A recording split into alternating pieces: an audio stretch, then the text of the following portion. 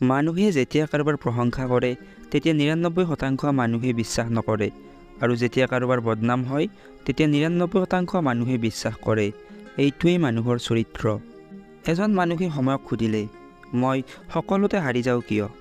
তেতিয়া সময়ে ক'লে, ৰ'দ হওক বা বৰষুণ, দিন হওক বা ৰাতি, মই যিকোনো পৰিস্থিতিতে সদায় আগবাঢ়ি যাওঁ। তুমিও মোৰ লগত আগবাঢ়ি যোৱা। বেছি কথাত সন্মান নষ্ট হয়, বেছি আদৰত সন্তান নষ্ট হয় আৰু বেছি নিমখত তৰকাৰী নষ্ট হয়। কিছুমান মানুহে আপোনাক তেতিয়ালৈকে ভাল পাই থাকিব যেতিয়ালৈকে আপোনাক ব্যৱহাৰ কৰি থাকিব পাৰিব। মানুহে গুহাই দিলে, গছৰ পাত পিন্ধাই দিলে, কেঁচা মাংস খোৱাও এৰিলে, কিন্তু আনৰ ভাল দেখিলে হিংসা কৰা স্বভাৱটো আজিও এৰিব নোৱাৰিলে। মানুহে বেলেগৰ ভুল দেখিলে পুলিচ হৈ যায় আৰু নিজৰ ভুল দেখিলে উকিল হৈ যায়। যাৰ মন ভাল হয় তাৰ কপাল বহুত বেছি বেয়া হয়, এইটোৱে সত্য। কোনোবাই যদি তোমাক হিংসা কৰে কৰিব দিয়া, মনত ৰাখিবা, যোনে হিংসা কৰে তাৰ যোগ্যতা কম। জীৱনত ডাঙৰ হোৱা কিন্তু আনক সৰু কৰি নহয়। জীৱনত খাই ফূৰ্তি কৰা কিন্তু আনক কন্দুৱাই নহয়।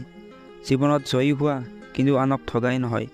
জীৱনত সুখী হোৱা কিন্তু আনক কষ্ট দি নহয়।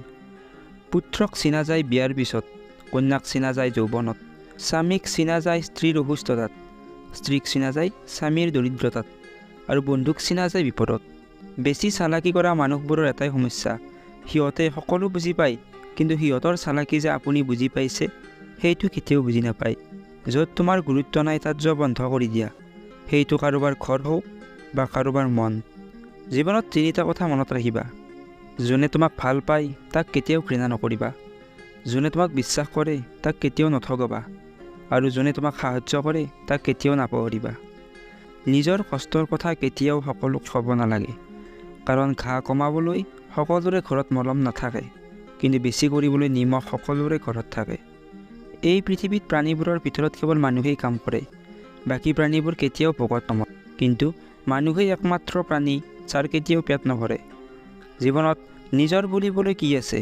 জন্ম আনে দিয়ে, নাম আনে ৰাখে, শিক্ষা আনে দিয়ে, কবৰস্থানতো বেলেগে লৈ যায়। কোনোবাই কাৰোবাৰ হোৱাৰ বাবে কান্দে আৰু কোনোবাই লগত থাকিও অৱহেলা কৰে। 3টা বিষয়ত কেতিয়াও লাজ কৰিব নালাগে: বৃদ্ধ মা বাবা, দৰিদ্ৰ বন্ধু আৰু সাধাৰণ জীৱন যাপন। ভিডিঅ'টো আজিলৈ ইমানেই। যদি ভাল লাগিছে লাইক, কমেণ্টছ আৰু শ্বেয়াৰ কৰি দিব।